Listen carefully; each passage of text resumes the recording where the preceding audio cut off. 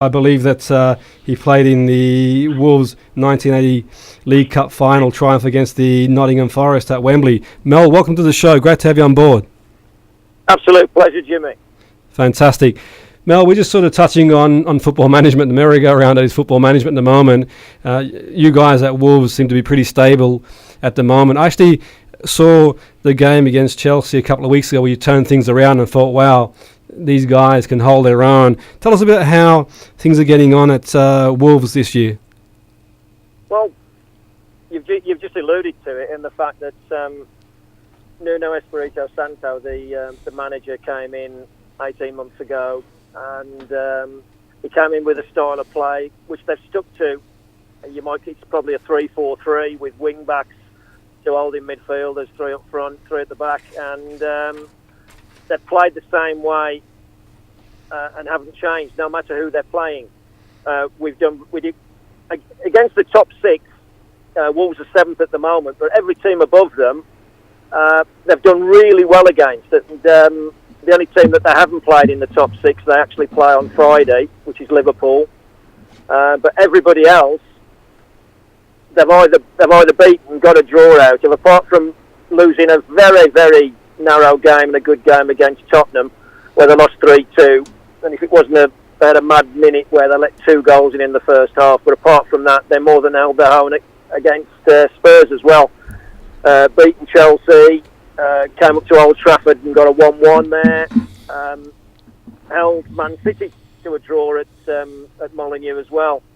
So they've done really, really well. But they've got a confidence about them.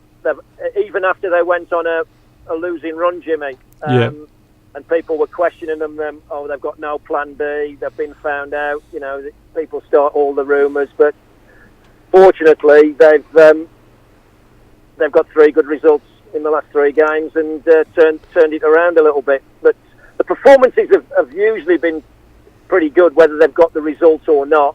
Usually, if you perform well, you do get the result, but we've all been in games where you can batter the other team and lose 1-0, as well as we've been in games where we've been battered and you come off and you're thinking, how have we got something out of that? So, as I say, Wolves are doing okay, Jimmy.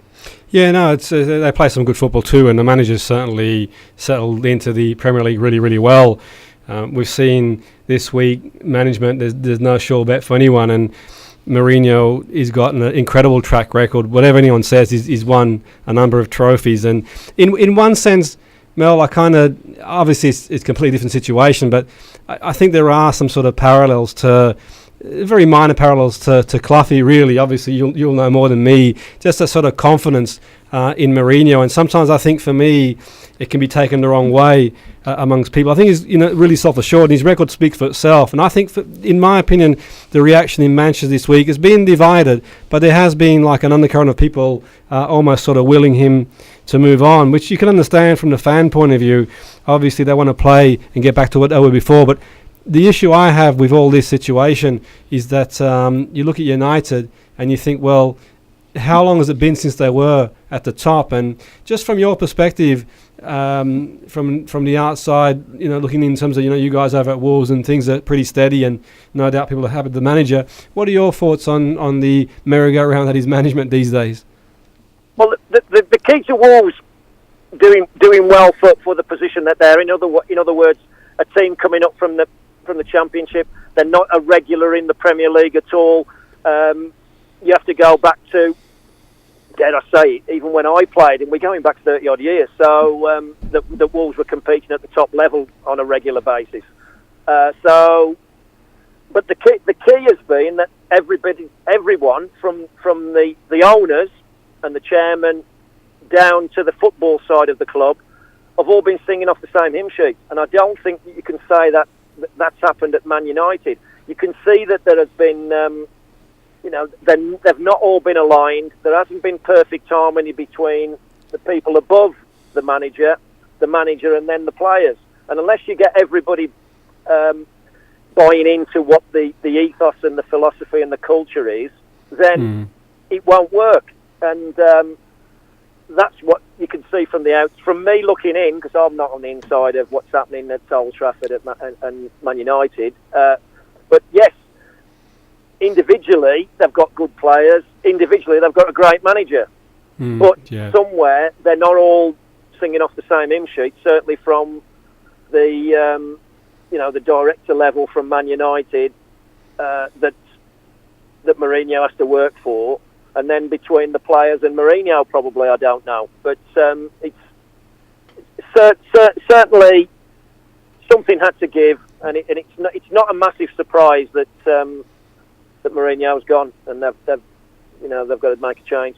Yeah, and I think that sometimes a change is as good as the rest, as they say. And I think for me, he's done what he can, and I think he's gone in there, and it's not an easy job to go to, by the way. And I think whoever's at the helm is going to find it tough. The expectations are high. It's not like it was in the past. I mean, these days there's so many teams that are competitive in the Premier League. That's why the Premier League, I think, is the best league to watch week in, week out, because there's so many teams that can beat other teams any given week. And we've seen the influx of money, City and Chelsea, and it's not like years gone by where you had a 2-horse race, 3-horse race. On any day, anyone can beat anyone, Mel, I think, in the Premier League. That's the beauty of the Premier League, to be fair. It's going to be tough to bring United back to where they were before. Well, absolutely. And anybody following Sir Alex's, legacy that he's left there for 20 years, you're on a hiding to nothing, and it's just a tough act to follow.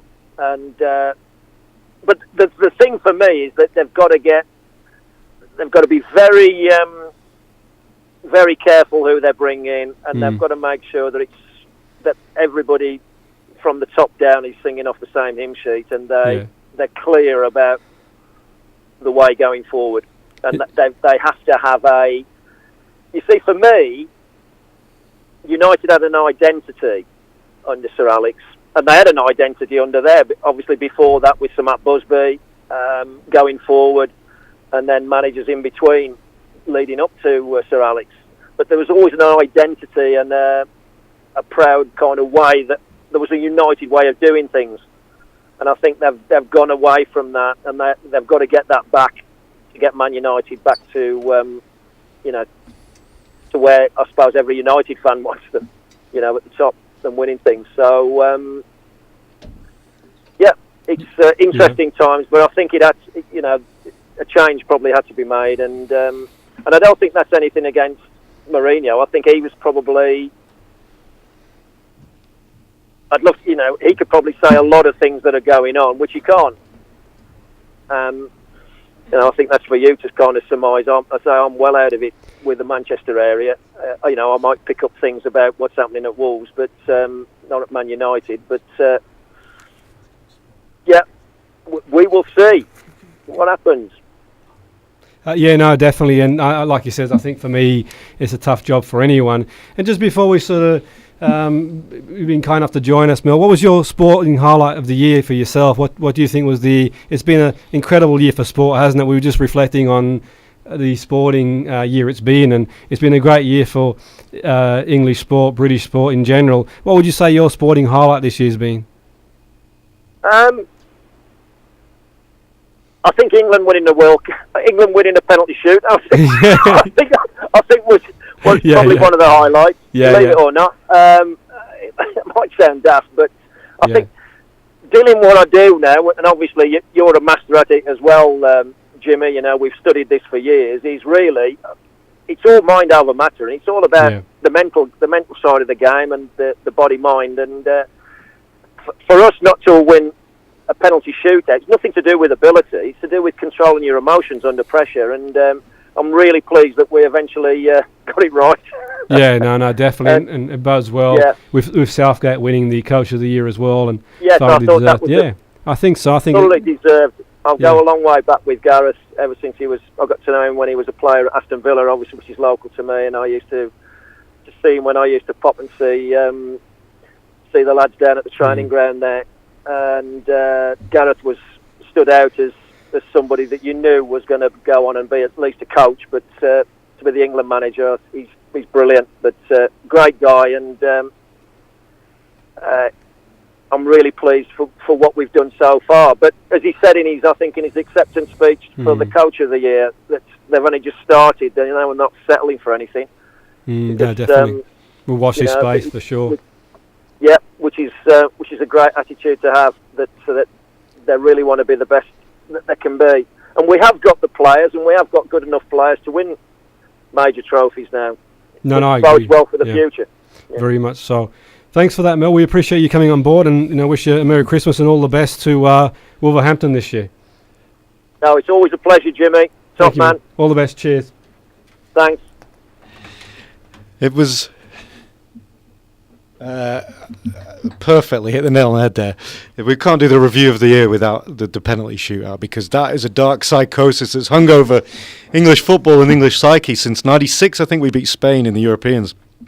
But there's no one in that penalty shootout like this summer that thought England was going to win that. No one in the room I was in, no one on social media. It was very exercising, wasn't it? It was cathartic. Yeah, I think so too, and I think it was really important in terms of not just winning the penalty shootout, but going on to that next round. I think that had the team have been knocked out in the early stages of the World Cup, yeah, it would have been a good achievement. That said, I think for morale and just the confidence boost, you saw the players growing confidence. And against Sweden, the game after the shootout, you kind of thought, well, this team's looking good. They got a chance. Yeah. I really thought at that point, against the Sweden team, to be fair, who are no mugs, who got to the World Cup on merit, and they showed they're a very tough and resilient team and good defensive team. And they, I thought, tore Sweden apart big time. And for sure, for me, a lot of confidence in that. And the penalty shootout was key. And all for a bit more maybe self-belief and maybe a little bit of luck and maybe a few different things. They might have got past Croatia, who knows. But the semi-finals it was. It was very poignant because the lineage right through from the manager, who was very much a part of missing the penalty in '96, and he set the tone. I think for the younger players, it was no big deal, and that was true for how they performed generally, which is a real treat. Let's not underestimate. Since 2004, it has been a tale of woe, frustration, disappointment, and to get suddenly joy and ecstasy and see these young players that have won Youth World Cup at both levels, which is staggering. We must not forget that as well in this year and last year. It was quite. We have to frame it with some disappointment. I don't go all with this notion that it was the most amazing summer ever, but that was the best chance ever for a team to win the World Cup, or at least get passage to the final, and win it. Why not? And we didn't evolve quick enough. But to his credit, we have to say that he's evolved wonderfully since the World Cup and moved the team on again. Yeah, no, definitely. And what are your thoughts on Southgate winning the Coach of the Year award, and listeners as well, get in touch via our Twitter, Salford Sports Show, and our Facebook, Salford Weekly Sports Show. What are your thoughts on Southgate? Do you think he deserved it? Or? I think it's wonderful because if you go back to the point where Hodgson was sacked and the very nadir of English football, the team was tired, the mood, the expectation was on the floor, and even himself, which was very fitting throughout his career so far, is very candid and said, he doesn't know if he's ready for the job. And he's spoken so frankly and eloquently in his whole stewardship so far. So to go from that point and to lift the team unexpectedly, which is often the way when the expectations are rock bottom, but I think he deserves it. He's tackled big issues. He's not ducked questions like a lot of the players are trained to now. He's been a perfect ambassador. Look, if he can make a waistcoat come back into fashion, then he deserves it. Yeah, sure. Definitely. That's interesting stuff. And talking about sporting highlights, what are your thoughts on the other big event this year as well was the Commonwealth Games, and obviously the netball team won gold, and that was a remarkable achievement to go out there and win gold. They won Team of the Year. It's debatable now. I mean, you could argue that some people make the point that is it worth having the Commonwealth Games? If you're an athlete there, obviously it's a great experience for you, but it's a jam-packed calendar. What are your thoughts on the Commonwealth Games? Is it time we just...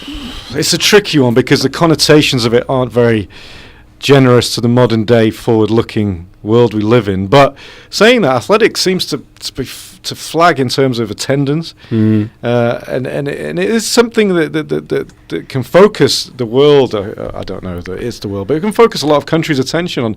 It's still a blue chip event in terms of focusing people's attentions, and I think the athletes still want to do well at any tournament. I mean, it's been mired in controversy because recently hasn't the infrastructure hasn't been up to scratch in India. I'm thinking especially, but I think there's a place for it. I would say there is a place for it. Yeah, and Tracy Neville, why didn't she win Coach of the Year? She actually beat your lot, the Australians, which is not often done in many sports. And if you saw the game, netball is actually, netball's a growing sport. Sky Sports have backed it hugely, and it's actually a great game to watch. I don't know if you were aware at school, but if it's the same when you were in Australia growing up, but in England, it was the only sport available to women, and it seemed a funny game to me because the whole notion of netball is you can't pass when you have the ball, which stunts your creative genius. But watching it, that promotes the team spirit. Yeah, I think you make a great point there, and certainly she comes from a sporting family, her brothers, herself, and Neville must be sat there very happy with himself, the father. Well, yeah, I mean, he passed away, didn't he, a few years ago, and there's a stand at Bury, I believe, named after him, and his contributions to the Bury Football Club were immense, and his mum as well. So, I think, as a family, let's be obviously proud of each other, and fair play to him there. You're anti Commonwealth Games? I wouldn't say I'm anti. I think from the point of view, if you're an athlete, it's a great opportunity to be on the world stage. Yeah. But what I would say is I think that I think for me they might want to look at it and maybe evolution, not revolution, maybe restructure it. I think for me that the calendar in sport is so jam-packed, and that's a good point. In any sport now, it seems to be chocker, doesn't it? I mean, the reality is you want to focus on the Olympic game, and that's the prime. I mean, let's face it, at the end of the day, it's a big difference, a huge difference between, for the most part, in most sports, winning a gold at the Olympics and winning a gold, not undermining the Commonwealth game, but if you win a gold at the Olympics, then you've arrived. And this begs the question: it's exclusive. It's too exclusive, isn't it? Now the Commonwealth, only a handful of countries can compete.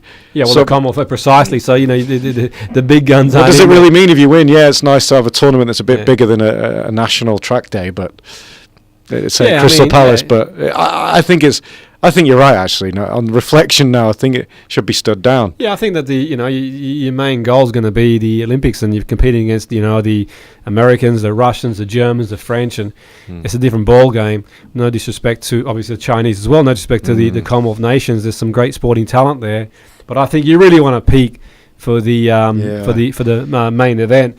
That's for sure. You've touched on a big point there. In a congested calendar, it's all about peaking now, isn't it? I think so. It's the right time, right place, and we're going to have a guest later on this evening who's a personal trainer and worked with many footballers himself and been a footballer himself. He's going to a bit of an insight into how you peak physically. Peak at the right time is key. I think that's the important thing, to peak at the right time. But one of the biggest things in any sport is when you arrive, and you've got to make sure you got your game head on. But were you disappointed in any way, and our listeners, about the Sports Personality of the Year? Any disappointments? Did you think maybe anybody else? I mean, Jimmy Anderson got close, and you had some good athletes get close. But Jimmy Anderson didn't make the final cut, did he? Well, he got to that sort of last six. Did he get to the last six? Yeah. I mean, he's become the best fast bowler in the world, in quantified by how many wickets he's took over 500. And I mean, to be a bedrock throughout your whole career of a team is some achievement. Of course, the big one, which I'll be very interested to listeners who disagree on this front, but Tyson Fury, providing one of the most amazing narratives in sport this year, a comeback, not just a comeback from 2 years of mental health and physical, physical, beyond obesity, to come back from such depths, to even make the fight and to even be in state, and you saw his flab. So physically, you had an idea, and whether you're a purist or a professional or very knowledgeable, not many people were giving him a chance. So within that context, even to make it to that fight, but to get up like he did in the 12th round, is what sport and drama's made of. So I'm trying to think of this from the BBC's point of view and defend why he didn't make the final six. Well, I can't understand. Is it proximity? Was it the fact that it was just a mere few days, weeks before the actual show, and they'd already done all of their organising? But he has to make the last six. And big shock as well, no more so by the man himself, Geraint Jones. Big shock of him actually winning it, because he wasn't the first Englishman to win it. I can understand if that was the case, because no one before Sky Team give an Englishman a hell of a chance to win the Tour de France. It's like India winning the World Cup. Yeah. Oh no, definitely. I mean, I think Geraint Thomas is. He certainly, I believe he trains in England, but I think he's from Wales. Yeah, of course. Very proud Welshman. Yeah. Very proud Welshman. We don't want to get that wrong. Precisely so. And he wasn't favourite at the start of the race. No. I mean, his stablemate Froome had won it twice in a row. I think so. No, yeah, exactly. And talking about knowledge about sport, our next guest is going to talk about. We've had him before. Ian, he's very knowledgeable. He covers the lower leagues as well. Ian, welcome to the show. Good to have you on board. Hi, welcome. How are you doing? All right? Yeah, good. So what's we've been talking about the biggest events in sport throughout the year. We've sort of touched on the World Cup and the Sports Person of the Year. And what would you say? What would you say is your highlight, sporting wise, of the year? The World Cup obviously takes the headlines, but is there anything that you can think of? You obviously cover the non-leagues too, and any thoughts? Aston United getting into the National League North. Last season was a massive, huge success, obviously with the budget and the size of the club, and with the tradition of it as well, to sort of get themselves into the North League North and sort of facing Curzon Ashton again is, I think, a cracking achievement by the club. Trying to think off the top of my head, obviously, you sort of look at City sort of blowing away the league the way they did. England's obviously like the main one, isn't it? I mean, it's pretty hard to top anything else there, isn't it? Oh no, for sure. I think so. Obviously, we all want England to do well, and without a shadow of a doubt. But I think, like you said before, I think it's important that we look at the teams outside the football professional pyramid, like yourself, and that's an interesting one that you've covered there. FC United, obviously, they've they're a unique team in the sense that. They're unique in the sense that they're not your general non-league team. But what would you say in terms of your own experience in the non-league? What was the vibe for yourself? And is there any, other than the FC promotion, anything else you can think of that you sort of struck a chord or? Oh, it's like Aston United. Oh, Aston. Sorry, Aston. Yeah. No problem. Aston. Yeah, so Salford City, obviously their rise continues as well, doesn't it? They got promoted up into the conference, so they're one step closer to that sort of ultimate goal of Football League, which they've been chasing for a few years. And I think the way the club as a whole for Salford have like evolved, do you know what I mean? They've really looked to take the step up, Joe. Obviously, you had these two managers which had took them right through the ranks, and then all of a sudden we're like, right, we're in the National League North. Let's get a little bit more serious and let's get a little bit more experience on board. Brand new stadium. I think they're really going places. I think it's unrealistic for them to get any further than probably League One.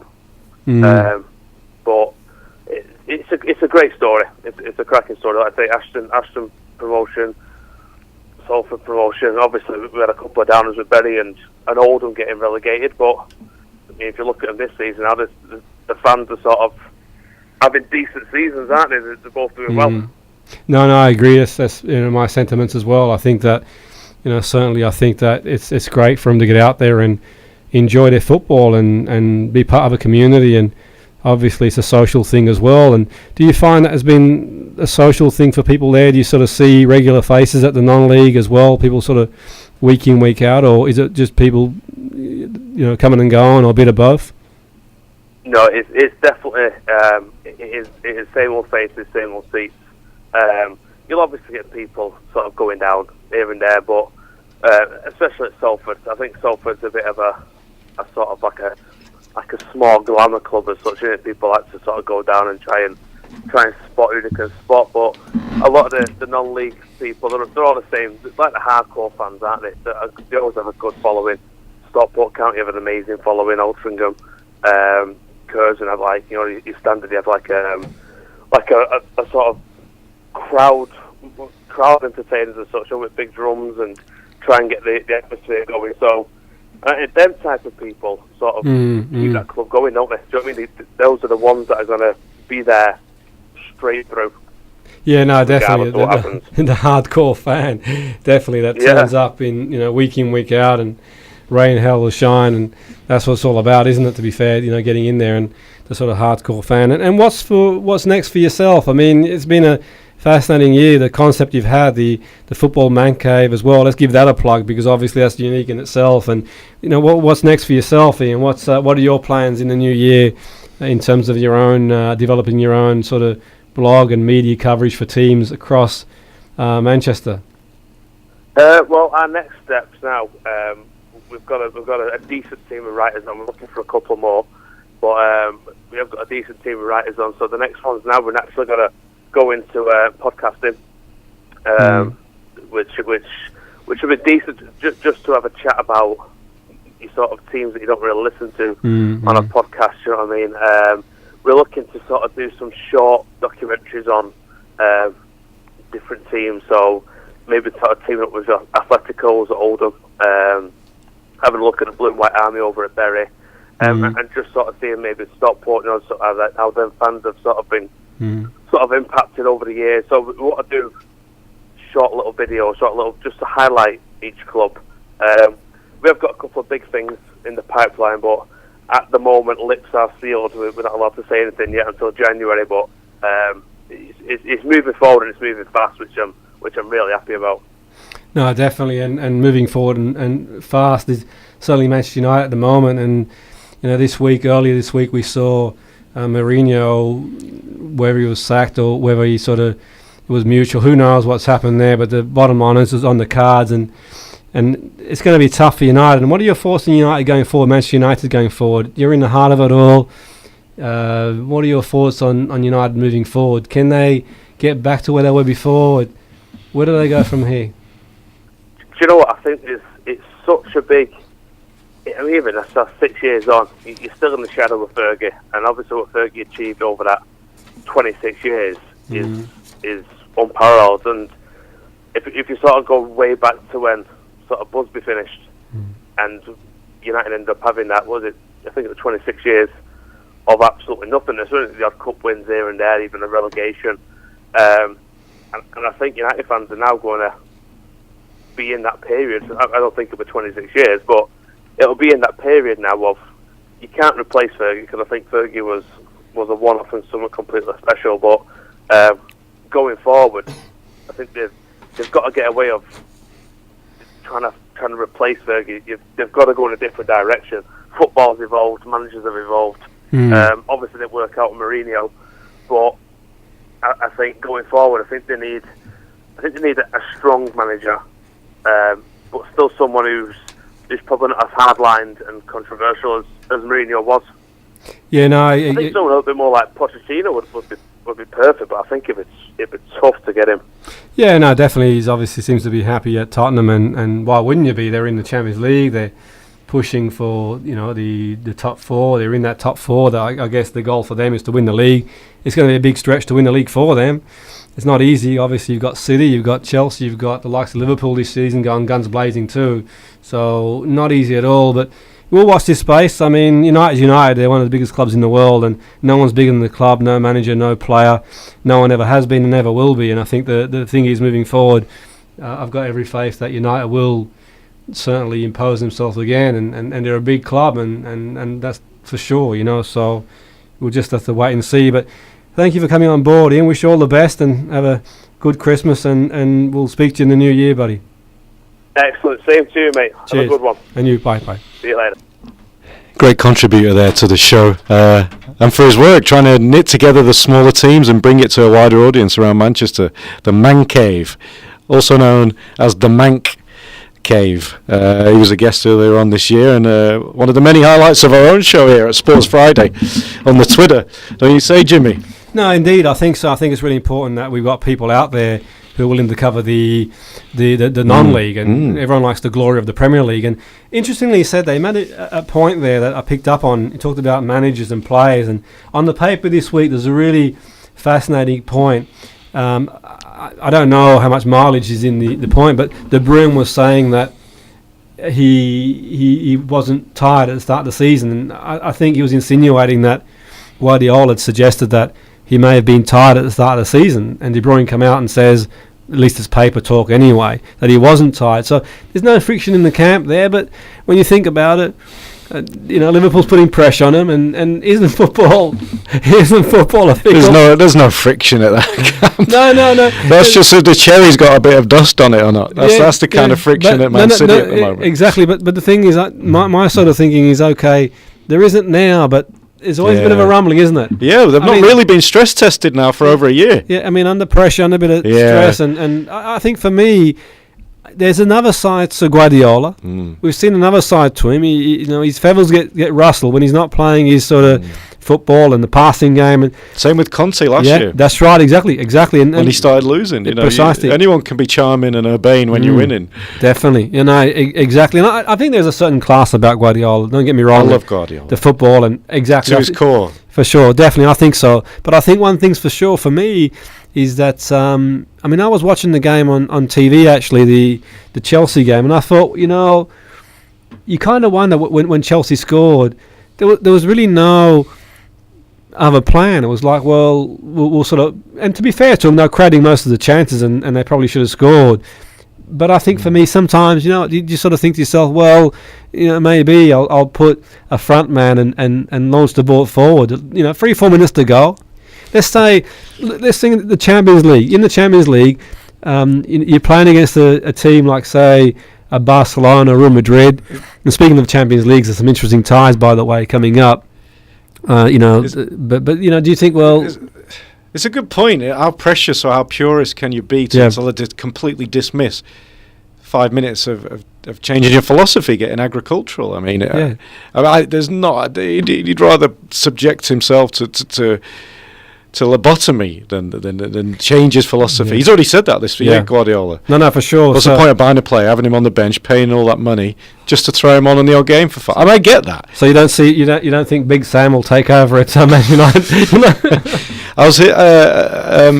I don't know. I honestly, just here being in Manchester and feeling the mood within the team. There were some people for Mourinho, but I would rather lose 5-2. Like we've all said it. He infected a misery upon the team, upon the club, upon the parish. He's laid waste to, I would say, 2 to 3 years of development of the young players. There's almost like a parallel there, I guess, in one respect to the Leeds and Clough situation, where I think that, I'm only going off what I've seen on old footage and the film The Damned United, but Cloughy goes to Leeds and you kind of think, well, it just wasn't the right club for him. Yeah, it just wasn't the right club for him. There is a big part of that, and but the fans were saying that before he arrived, and me too. I never wanted him. Yeah, that's interesting. I never wanted him from the start because we know what he's like, and he was already busted flush as well. A proven busted flush. That's interesting. Everyone talks about his history, but it's a big talking point. I mean, a manager with that record. He departs on those sort of terms where it kind of just ended like a damn squib, so to speak. It's like they allowed the rot. It was a slow burner, really, wasn't it? It was a slow burner. The only question that's not being addressed yet that intrigues me is at the start of last season he got the team thrumming. He got the players, all of them, at their peak, and he got the most important thing to do as a manager. He got us to play better than the sum of our parts, and we were rollicking and rolling in those first 2 months. And Pogba then got injured, and somewhere between there and going to Liverpool, playing defensively for the second year in a row, which was fine. The 0-0 in this first year was good. It was considered prudent. But the second year where we were in the ascendancy, Liverpool had not, I think, won 1 in 8. And that was the beginning. That was the beginning of the malaise and the rot. That visit for the second 0-0 in a year to Liverpool, and then the Sevilla game. Everyone forgets the Sevilla game, but that in the last 16 of the Champions League was so woeful, and smacked of his persona writ large of not even safety. I mean, it was cowardice, and it was the most miserable exit I've ever seen a team make. I think so, and I think what's quite interesting. Our next guest is a fitness trainer, and he plays football at a good level too. I'm interested to see what his thoughts are on the fitness of United. I mean, obviously they've got some great staff there, and fantastic staff in the fitness Oh, department. you mean with the injuries that you referenced before he left? Yeah, I think so. So it'll be interesting to see physically what our next guest, who's a personal trainer, thinks of the players and the references there. Paul, welcome to the show. It's great to have you on board. Cheers, Jimmy. Thank you for your time, mate. Appreciate it. Yeah, we've just been sort of touching on the year in sport. It's been a big year in sport, by the way, huge year in sport, but it's been dominated by the World Cup, that's for sure. And we've been touching on United, and yourself. You play at a good level, and you've played at a professional level, and you've been a centre of excellence and that sort of stuff. So, what are your thoughts on we're sort of touching on the fitness? What are your thoughts from the outside looking in at United? Do you think we talk about psychologically the players? What about physically? What are your thoughts in terms of where they were physically? I think it comes down to the manager how he sets the system up to start off with, but then it's how they're going to fit into it, and if they're up for that standard at the Premier League level. But then it's the training, obviously, throughout the week. Are they doing the right amount the day before? Are they doing too much the day before? Are they doing enough in the build-up? And obviously, position specific as well, because obviously the wing-backs are going to have to be a lot fitter than the centre-backs. So it's up to the sports science team and the fitness team there, if they're doing it specifically, and if the players up to speed with it. Because obviously we know they've had quite a lot of defensive issues recently, haven't they? So. Yeah, no, I think so too. I mean, the thing is, I know some of the lads who work at United, to be fair, in the physical side, and they know their stuff. There's no doubt about that. I mean, there's no way in the world some of the staff there, there's going to be any issues with getting the players to pick at the right time. But sometimes, yourself being in football, your hands are tied, Paul. It's not as easy as a member of staff. And I know myself from my own experiences in football, sometimes you sort of got to make do with the time you've got. And from the outside looking, I just felt for me there's a bit of some of the players, maybe they're coming back from injury. I don't know what it was, it could be mental, bit of physical, but do you think they were in peak form physically from an independent point of view? I mean, you're used to getting players in top form. You run a studio, obviously, in Bury, and we'll sort of give that a bit of a plug, and you get professional athletes coming down there. Do you think they look sharp physically? I think you're talking 60% of the time, but 40% of the time, no. But obviously, when you have a lot of games in a short period of time, then you look at have they got a big enough squad? Is youth players coming well, performing through? Are they up to standard with the fitness and the psychological aspect? And obviously, if you're losing a lot, then it doesn't impact fitness directly, but it does in a way because they're losing confidence, which is affecting them, can make them sluggish. But then you can obviously look in the nutrition side of things as well. But I'd say 60% of the time they are, but the 40% of the time you look at them and you think, no, they're not up to speed. Yeah, I know. And the trouble is, obviously, in the Premier League, we were talking before with some of our guests, and we talked about the level in the Premier League, and not just the volume of games, but every game, Paul, is a tough game in the Premier League. And one thing I love about the Premier League, and from my point of view, I'm a big fan of the Serie A, and I'm a Napoli fan, and I follow the Serie A, but I've got to admit, week in, week out, there's not the same intensity. Simple as that. 100% not. No, it's not. No. I mean, irrespective of tactical and that sort of stuff. I mean, the tactics are different, that sort of stuff. But and you look at the Serie A, and there are certain games where I'm not saying you can have a breather. There's intensity there. But in the Premier League, Chelsea. I mean, Sarri the other week against Wolverhampton, he wouldn't have been used to 1-0 up cruising and like a lightning bolt get done by Wolves. And in the Serie A, if you're playing against a team, week in, week out, you get the lead. It's tough to peg it back. And the Premier League's a tough league, Paul. It really is. Physically and mentally. If you're sort of not 100%, like you said, you're going to be found out. That's for sure. Yeah. Even if you're 2% off, and you might be 1-0 up with 10 minutes to go. If you're 2% off, then last 10 minutes you can lose the game 2-1 or draw it 1-1 against even the lower teams. Yeah. And there's like I said, you look at even the Italian and Spanish league, there's quite a high difference between the top and the bottom. Whereas in the English, it's a closer margin, so the top can easily get done off the bottom. I know, for sure. No, exact sentiments at the moment. Italy, it's and then one team. The Champions League comes into the UEFA Cup. All the cup games, they need to keep recycling the squad all the time, don't they? But the players who come in have got to be up to the fitness standard and the mental standard. Obviously have the ability as well, and if they're not, then if one player's off, then they're going to get isolated, aren't they? So. Yeah, that's really interesting you say that. And what I find fascinating is that I think sometimes people don't realise when they think players having a rest, it's from tiredness in the sense that like he says, it's, you got like what they call the red zone. You got high tech equipment, and you want to keep players in their peak condition. What are your sort of thoughts as a fitness coach about resting players? I mean, back in the day, you play your top 11 week in, week out. You're on the way, but these days, surely the game's sort of moved on. Demands are so high. What are your thoughts on resting players? Well, it's interesting because I just watched that documentary on Sunderland on Netflix. If you've not seen it yet, it's a really good insight. It was last season when they got relegated 2 seasons ago, and they're about coming up, and they lost about 6 or 7 on a row, and they didn't win one for about, I think it was 25 games at home. And it was all about that squad rotation he was talking about. And they're saying, are they rotating too much or not rotating enough, and so on. But I think you want to keep that same core squad, don't you, as much as you can. No, that's right. Every now and again, you're going to have to, but you don't want to swap too many players. No, you're right. You're right. But it's also to do with fitness testing. They need to look the day before the game. Are they up to it? Give them a little test. Are they ready for it? But I also think it's that man management. They need to sit down with a player and ask them. And obviously we know a lot about mental health as well now, and that's going to be it's huge. It's huge. And so he's saying, are you mentally ready for it? Do you feel fit enough? And a lot of time they might say, yeah, but if the fitness test isn't showing that they're fit enough, even if the best player in the world, they might have to rest and then save him for that midweek fixture against Arsenal or something like that. Yeah, I mean, the thing is, the way I see it in that respect, Paul, if you're winning games, you're doing the right thing. If you're not winning games, if you end up like Sunderland last year, there's always going to be question marks. But obviously, if you end up winning the league, everyone's like, you've done the right thing. And the thing I found, to be fair, in my experience, there's not a lot of difference in terms of training.